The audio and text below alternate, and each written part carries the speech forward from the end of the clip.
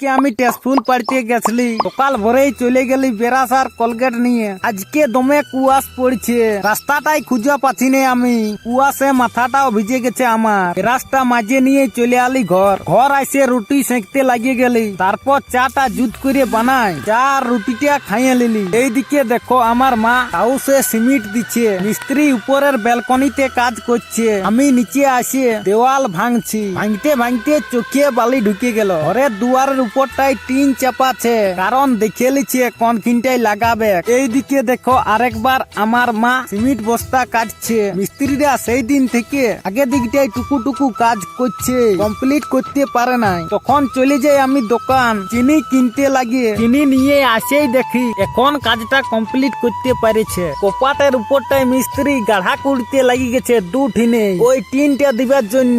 Sonu school থেকে ঘর চলে এলো। আমার মা আর দাদা